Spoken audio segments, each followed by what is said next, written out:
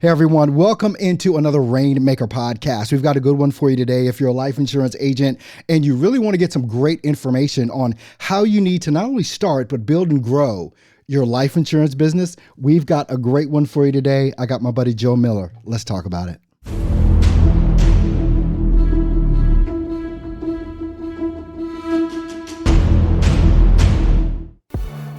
Joe Miller is in the house. Welcome to the podcast, man. So glad and excited to have you here with me today. What's going on, buddy? How are you? Man, I'm doing extremely well. We're capturing video and audio. We're going to be doing video podcast, audio podcast. This is going to be an amazing show. I'm excited to have you on, Joe. I've known you for about the past 3-4 years. And just to see where you've come from and where you've gotten to right now, you know, where you are in your journey is an amazing one to me, to even have been able to witness and watch. And I'm sure folks at Family First Life love you. Your downline loves you. And what I can say is that I know you're a tremendous help to the team that you try and build. So even giving you those kudos, it's kind of funny because I really want to get into how did all of this actually start for you? Because no one goes to high school and says, when I grow up, I'm going to be a life insurance agent. So how did this all actually start for you, my friend? Yeah, no, that's a great line right there. I usually say you don't just wake up one morning and get out of bed and say, yeah, today's a great day to be a life insurance agent. That's not how it starts for most people. I fell into the industry completely by accident. I really did. Wow. I was a lead. A guy came to my house to sell mortgage protection on a house that I bought in California up in the Bay Area.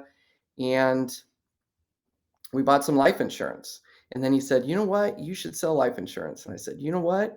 You're completely out of your mind. Get out of my house. What were you doing before that? What were you actually doing? I was in between things, actually. I was a stay-at-home dad, a house husband at the time. I was just finishing off a degree. And Wow. I was out of the military. My wife and I both were Air Force, and she had a really good career lined up, and I didn't have a path per se where I was going to go, but it definitely wasn't life insurance. It wasn't sales at all. I was a cop in the military. So when you think of life insurance or sales in general, and then you think of law enforcement, they're two ends of the spectrum. They go so far apart. Yeah. So when I say I fell into the industry by accident, I'm completely here by accident. Wow. Or by design, depending on where you want to look at it. Yeah, the Lord will lead you where he's going to lead you, with those types of things. Exactly. So you were in the Air Force as a police officer, basically in the Air Force. And yes. It's so funny. I mean, you probably know. I mean, I was in the Air Force. I was a aircrew life support specialist and a survival instructor. Nothing at all to do with life insurance at all. So there are several different paths to get to this thing. That's why we get along. That's why. Hey, there it is. The two vets on here, right?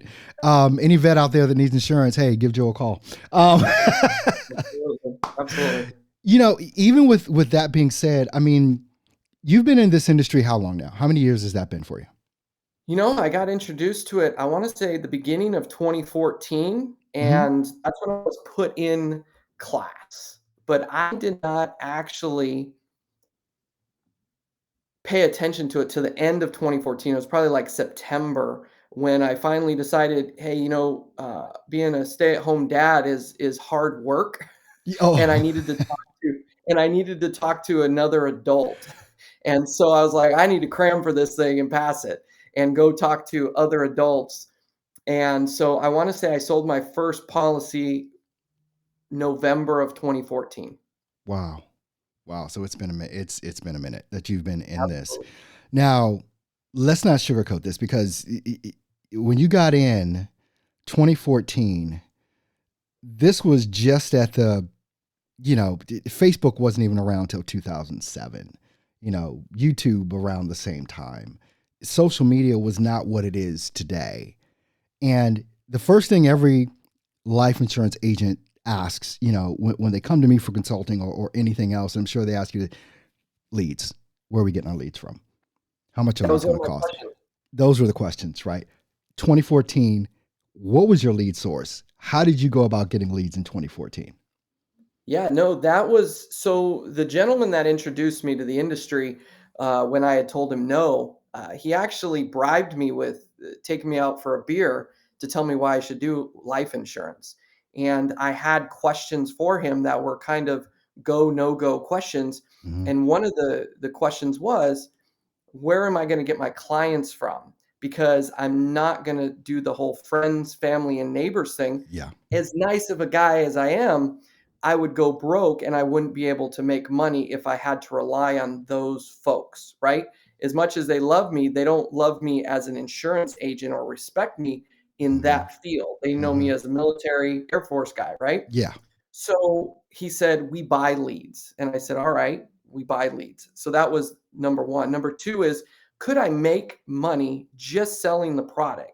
Or do I have to recruit anybody? Mm-hmm. Because, we've all been to a hotel meeting Right. and, Right. you can't make any money just selling their products, whatever it may be, as good of products as they are, right? I'm not going to discount the Mm-hmm. products or services or whatnot, but you have to recruit a bunch of people. And so, do I have to recruit anybody to make money in this game? And he said, you don't have to recruit anybody. I said, perfect. Right. So those were basically how I got into the game. But to answer your question more specifically, the only lead source we had were mailers. And they weren't Wow. cheap mailers. You had to do mail drops and you had to wait 3 to 4 weeks for them to return. And it was about a 1%, if you were lucky, Mm-hmm. return rate. And I want to say my first lead purchase when I got started, which I was okay with, in my mind, I said, I'm going to spend 1,500 bucks and I'm going to see what I can do with these leads. And I'll Yeah. do that 3 times. I gave myself 3 times I would do that. And then if I didn't make any money or I wasn't seeing the potential to make money, I was going to probably wrap it up and hang up my Wow. insurance career very briefly, right? So I spent the $1,500 on mailer leads. 3 to 4 weeks later, they started coming in, and it was mortgage protection in the Bay Area, Alameda County. I don't know if you're familiar with the area in Mm-hmm. California, but it was from up in Berkeley all the way down to Fremont, Okay. and that was where I got it started. Wow. So whether it's embarrassing or not, those leads came in. Your first full month, you did what? My first full month, well, that I was actually working leads. I want to say my first 10 appointments that I sat on, Mm-hmm. I sold none. So I sat on 10 appointments. I sold none, Okay. right? And I didn't feel bad about it because you know what? I fell into I was a cop in the military. I wasn't a sales guy. So when people say, we're going to think about it, we'll call Mm. you. I really believed that people were going to call me. Don't we So all? yeah, so I think about that. I haven't thought about that in a long time. I Yeah. was so naive that these people were all for sure gonna buy, Yeah. right? And not one of those appointments was bad. They were happy. They took my card. They were gonna call me. They were gonna pray Oh, about they it. took the Whatever it card. was that they They were took gonna the do. card. They took the card. They were excited. They're gonna tell their friends and family about me because 'cause they're gonna buy insurance from me. And so my first 10 appointments were all no sales. And yeah, that's how I got Wow. my start. And I was excited about it because, in the beginning, it wasn't really about the money for me. It was getting out of the house because I had a toddler at the time, my oldest, and I just needed to converse with another adult. That was it. The I slept. so you go through that 2014, going into 2015. Now probably some pressure starting to set in, right? As far as people not answering the phone, getting porched, no showed, chargebacks. How is this affecting you mentally going into that when you because nobody talks about like chargebacks, right? It's like all of us are recruited. You don't hear about chargebacks till you get one. And then you're like, what the hell is this? And so there's definitely a mindset that has to go into sticking out the game. Between because to me it's really a mental jujitsu here, from having to spend hours and hours on the phone, making the dials. That's a thing that is hard for a lot of people to do. I think it's probably one of the hardest things is like just attacking the phones, and because you can always find something else to do, right? And thinking you're busy or Oh, thinking it's you're called working. avoidance behavior, and Yeah. you'll be surprised if you should be dialing the phone, you're vacuuming your house, you're doing your dishes, you're Oh my washing your gosh. car, you're making your bed, every single thing, you're organizing your desk, anything other than dial the phone. It's avoidance behavior, and that's one of the big pitfalls. How But did you get beyond that? Because I think it is actually something that all of us struggled with. So how did you kind of press yourself through that, especially at the level you are right now?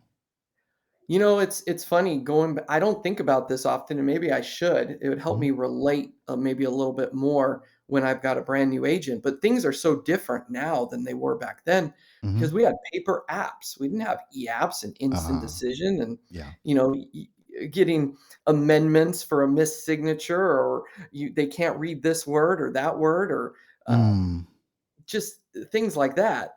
But I wanna say, how did I survive that in the beginning?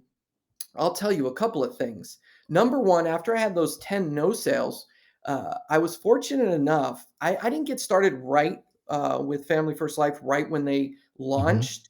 I got started, I want to say, at the end of their first year. Okay. And so I wasn't there in the beginning, but I was at the end of the first wave when we were still kind of walking uphill both ways, barefoot in the snow.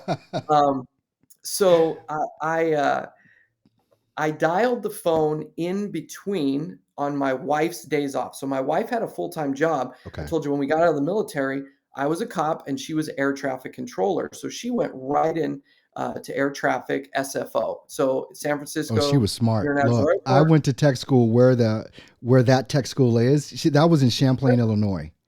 Um, Her Keesler, was she went to Keesler, I believe, Keesler. Air She went Force. to Keesler, but people wash out of that tech school like faster than most. Air traffic controller. So kudos to It her. doesn't require a degree at all, but Yeah. it requires, like, you have to have very strong nerves Oh my because you gotta gosh. think airplanes are landing, taking off, and you gotta it's a jigsaw And you're puzzle responsible. with people's lives, right? And so Yeah. she did very well. She's very suited for it. She actually loved it, and Hmm. that's actually one of the reasons why I got out of the Air Force because I didn't know what I wanted to do when I grew up. I Yeah. was good. 6 years in, I was good to stay in, but she had age restrictions to where she couldn't become an air traffic controller with the FAA if she stayed in the military too long.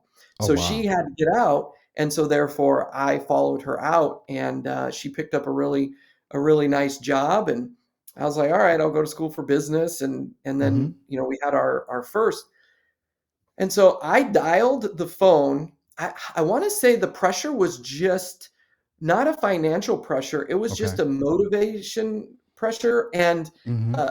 and overcoming the avoidance behavior, and the way that I did it, which I don't recommend to anybody, okay? I'm not recommending. This is just me truthfully telling you how I started so Yeah. that you can understand. But what I would do is when the baby was in between his, fits or crying or wanting something, feeding, changing, whatever it may be, while Yeah. my wife was at work, I would dial the phone, but it was hard for me. I being a cop, you can have confrontational situations or meetings Yeah. with people of all different types. I've deployed all over the world. I've been to 23 different countries. So I have no problem with people, but being on the phone, it was just such a undertaking for me that I would just, I need a little liquid courage here and there, and I'd Yeah. partake a little bit, Yeah. just a little bit, and take the edge off. And that's how I dialed the phone. To be honest with you, it was sporadic and Wow. intermittent, and it was around my son's schedule and my wife's schedule for the most part. And that's how I got my appointment. So obviously, I didn't suck at it. Yeah. I didn't have a ton of leads because it was mailers. You only get so many, and I was able to book appointments and actually see people. But where I kind of crossed over to seeing that, hey, this thing may work was I was talked into going to a national conference, and I want to say it was FFL's first. That'll get you. And A there was conference will get you. literally, well, it was in Georgia. It was in Okay. Atlanta, and I said, "I don't know nobody in Atlanta. I don't wanna go to Atlanta. Why would I even go there? I have no desire to go there." So they said, "You know how you made 10 no sales? The people that know how to sell are gonna be there." I was like, "Alright, fine, Imma go." And there was maybe 200 people there, and that's it depending on, Wow. if you counted all the chairs that maybe people weren't sitting in. So, um, I went to that event, and I don't remember anything specific that was they trained on, except for this. I'm the doctor and the client's the patient, and I Yeah. need to be in charge of the appointment. And one of the things that I did was that adapted very well to my natural personality, or maybe an acquired personality from being a cop in the military. Hmm. Was I didn't mind telling people what to do, right? So Hmm. when I got back from that event, I kind of felt 10 foot tall and bulletproof at that point, and I Right. called all those clients back that were, "I wanna think about it," because it's easier to call someone you've already connected with than it is to Sure. call a newbie. So there's a little bit of a cop out there, but I called all 10 of those back, and I got into 6 of the 10, and I sold all 6. So I Awesome. made 3 or 4 months worth of money that I would be spending on leads in those 6 appointments, and that funded the business for me. It funded not only the leads that I bought, but future lead purchases that I would buy, and it gave me my belief check. So when you're brand new in the Yeah. game, the most important thing is to know why you're doing the business, and it has to be something bigger than money, because money is not that great of a So motivator. true. Some people say it is, but do you have 2 jobs right now? Do you have 3? Do Right. you do you roll around on your bed in a pile of hundreds? No. Money doesn't do it for you. Yeah. So you need something greater than money to motivate you. But you also need a belief check. And so when I got those deposits from those sales, I was like, "Man, what was I making in the military? Holy cow," right? That's We made legitimately I nothing. don't wanna say dollar amounts just 'cause, it's kinda Yeah. weird these days. It's because 'cause I'm not bragging, but I made sales very quickly. I got back into 6 out of my first 10, got back into 6, sold those 6, and I made a nice chunk of money, more than I would have made probably in 2 months in the Yeah. military. Yeah. And that was kind of my belief light bulb. I'm like, "Wow, okay, cool, game on." And still wasn't full-time in the business. My claim to Oh. fame was this. This is how I recruited people. 2 or 2.5 years into the business, I started recruiting people, right? I didn't recruit people my first year. I didn't recruit people my second year. I was 2.5, almost 3 years in the business before I recruited a single person into insurance. And but my claim to fame was this: how I worked part-time, working 2 days a week from home around my wife's schedule, and make 6 figures my very first year. Mm. Because at the end of the day, that first year when I got my 1099s, and we only had 1 carrier. No, excuse me, we had 2, and I'll tell you, we had Americo and we had, Royal Neighbors. Mm. That was it. FFL didn't have carriers back then, and I made 6 figures, my first year working from home part-time around my wife's schedule, and it was literally 2 days a week because I couldn't leave the baby home alone, right? So she had to be home from work. So she worked 5 days a week, I worked 2, and I booked appointments around the baby's sleep schedule, This is phenomenal. booked some appointments, ran only mailer leads in the Bay Area, and that first year I made 6 figures. And that really I didn't know that happened until I got my 1099s. And that's when my wife looked at me and said, "What are you doing?" And I said, "It has to be legal. I have a license. Give me a break." Right? You need to That's get your butt out there that's and do what it some was. more. Yeah, it was great, and I did that. You know what? And I we still didn't believe it, and then the next year, and what other people, and what a lot of folks don't realize is those years were great because my wife had a W-2 and I had the 1099 business, and we got to write off so much Yeah. that taxes were, non-existent. We got so much money back on our taxes that life was great those first 2 years. So it's a different journey than other agents have, and, there was no financial pressure. It was literally learning the business. It was, "Hey, am I gonna pick up the phone and call? How am I gonna do that?" Yeah. And here's another piece to that I'll tell you is, and now, managers out there, they're not going to like any of this. So that's okay. Cause I'm 100% me all the time. And that's Let's what you do get. it. So I did have to partake a little bit to book those appointments, but that was maybe, I want to say 6 months, for 6 months, right? After that, well, let's just assume it's the first year. And now I'm going into the second year. And I'm like, well, I can't become an alcoholic. I'm not going to drink. I don't even like alcohol that much. It's just something to take the edge off. Whatever, a wine cooler, wine, beer, whatever. There was in the house. My wife was like, why? Where's the alcohol going? Because she would like to drink something when she got home from a hard day at work. And I was like, I don't know. She's like, it's you and the baby. Who else is here? I was like, whatever. Whatever. And so I ended up hiring a dialer. And so my leads went to my dialer, and it took me a year to train this dialer. And I wasn't good. I didn't know how to train anybody. I wasn't even that good on the phone. But the point is that I just took it one day at a time. I would dial, she would dial, and I would teach her the game, or at least how to work with me. And she would book my appointments in my Google Calendar. And then I would color code them based on if I made the sale, if I no sale them, or if I needed to go Yeah. back, or if they no showed me. And then my second year, I made a higher six figure, right? That was when I made more than my wife, and she was an air traffic controller in the Bay, making a high six Yeah, figure. yeah, yeah, they Um, do. and that was really what set it off. And we started making different decisions. I want to say we were pregnant with our second. And when I say we, I guess she, and we took a month off and went to Hawaii, and we spent Christmas in Hawaii. So it was like Wow. December 15th through Wow. January 15th, we just were gone. And so when you start making money like that, you start making different decisions. And the reason my agency is called Freedom is because it was freedom to choose. I woke up when I wanted to wake up. I spent time with who I wanted Yes. to spend time with. Yes. And um and that Well, was Joe, I it. mean, That you've was you've what got was some the level to what you've built since I've known you. Like you're leaps and bounds ahead of where you were when I met you 3, 4 years ago. And you've built an amazing organization.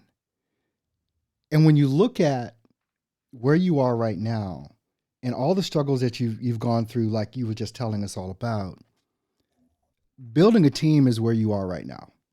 Is as far as with what it is that you're doing. How are you making those decisions on who to hire? Because I can't believe that you would just bring anyone into FFL Freedom at this point. How do you go about making those decisions as far as am I going to take this guy or gal on in my downline or no? Because that's a big yeah. one right now for a lot of agents. Yeah. So I'll tell you this straight up, it's a lot of trial and error Mm-hmm. and learning the hard way. And I don't think there's a way around that for anyone who's looking to build an agency. I think Mm-hmm. you're going to make mistakes and you're going to hire the wrong people. And there's nothing that I'm going to say right now that's going to necessarily help you not make those mistakes. You're going to make those mistakes. Mm-hmm. You just have to embrace that fact that you're going to hire the wrong people. You're going to hire someone that you just never want to answer their phone call because they suck the life out of you because they can't help themselves. Yeah, Or you do you have to hire someone protect that, your own energy. You definitely have to oh, protect your own. that's the number one. I want And to say you that's the can't number want it one. more than they want it. Well, and yeah, and if they need you and you to motivate them or you to pick them up, I don't mind picking up somebody who's fallen down, but I can't pick someone up who's never started or has never Mm, taken a step. And yeah. if I need to get you to take a step now don't get that confused with empowering and telling someone where they could be. I love to bring people to the opportunity. I'm a Yeah. very big proponent of I facilitate. I, Okay. I just show them that the opportunity is here. It's what they want to take at. It's what they want to take from it. I tell people the insurance industry regardless of FFL and my agency, I just talk about the industry. That's one of Yeah, the things that I do that really helps me recruit. And if you talk to folks inside of Family First Life, they don't know me as this big producer, although I'm considered a millionaire club member and I've sold a lot of personal insurance, but I'm known more for someone who hires a lot of good folks. And I would not be where I'm at as far as my agency is concerned if I didn't hire really good people. absolutely. Okay. And so the biggest thing is the insurance industry is stable, it's predictable, and it's recession proof.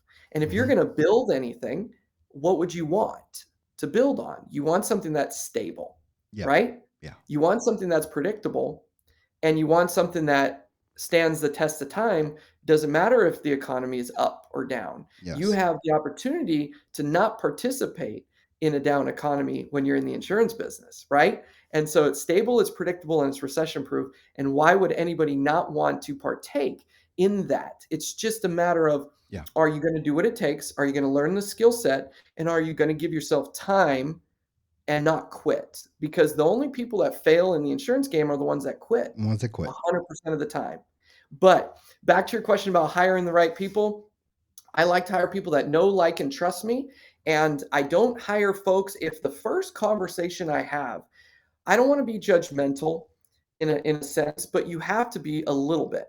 You Hmm. have to think, would I want to talk to this person again? Yeah, Sometimes it's just a feeling, hey, I feel that this person has the potential. They have the potential, and right. I will go with that, right? Even if it wasn't the greatest conversation, I'll go with, do I feel they have the potential? But if after you have a conversation with somebody and if your internal motivation is, I just want to make money off this person, you're probably going to hire anybody. But if That's your true. if your thought process is, you know what? Would I answer this guy's call or gal's call if they call me in the middle of the night with a question? Am I going to answer that phone or am I going to Right. send them to voicemail? And if the answer is, I don't want to talk to them, I got to take a shower after Yeah. I talk to them, or man, I am seriously depressed after I just had a conversation with this person. Mhm. Don't hire them. Save yourself Yes. time, energy, and money, Yes. and don't hire them. Don't fix them. Let them be. They need to mature, marinate. I like Absolutely. people to marinate places and then get them. It's not the right time for them. And you have to be strong enough to let those folks go. And I've done it completely wrong, and I've learned the hard way in every facet of hiring. We all do. Yeah, we've all done that. We've definitely all done that. What level are you at right now with inside of Family First Life? They If they have, I'm not sure board about the levels, but you're like way up there. Yeah, board member. That just means Okay. $1 million a month ish paid agency. And that goes from that to 10 million, Okay. it could go up from there. That's the level. So when you hit board member, there's different different levels above that, but it's all board member and so on and so forth. Awesome. Awesome. In 2023, or excuse me, 2022, we did 20 million. So I have a Hall Wow. of Fame agency inside Family First Life. Wow, that's an amazing accomplishment. I mean, everyone here kind of has heard your story. They've seen and heard your philosophy. They understand like how it is that you're doing or trying to do the hiring still yet at this point. If is interested in coming on your team or becoming a life insurance agent, what's the best way for folks to actually reach out to you and kind of get on your radar to help them? And that's a great question. Some of the people that I've hired in the business that are really doing really great things with inside my agency called me. Yeah. And they couldn't have called me if I didn't have my information out there. Yeah. I'm not afraid to put my cell phone out there. I'm not afraid to put my name out there and say, "Hey, call me. Let's have a conversation." Absolutely. And but to answer your question, fflfreedom.com. fflfreedom.com. It has a short video and it has a not an opt-in page. It actually has just a fill in the blank and send it, and it will come to me in a text message. Hmm. Or you can call me. You'll find me on social media, FFL Freedom. But my cell number where you can text me directly is 909-201-3028. And I don't mind Awesome. text messages. I don't Well, hey, mind if you don't calls. put it out I there, take phone calls. I'm not. exactly. I mean, and I love that Yeah, about you. I mean, you're not that gonna you be do able to that. like. Very, very accessible. Well, I mean, Joe, man, I want to thank you just for taking the time out of your busy schedule, which I know you have, to even come here and talk to me and our audience and everything like that. And I definitely want people to be able to reach out to you, especially if they're looking to build a life insurance agency, because you obviously know how to, and you can give them the keys to the kingdom, as I say. But thank you so much for being on here with me today. I definitely appreciate you. Absolutely, it's a pleasure, and man, just it's exciting. I'm excited to know you, and I appreciate you having me on. All right. Hey, and I want to say to everyone listening, everyone watching, thank you so much for tuning in. Make sure that you do like and subscribe to the channel, and definitely read in the description of this video. We've got some great links for you there as well. Check out fflfreedom.com. Make sure you hit up Joe. He's there for you if you need the help. And we will see you on the next Rainmaker podcast. Blessings to you.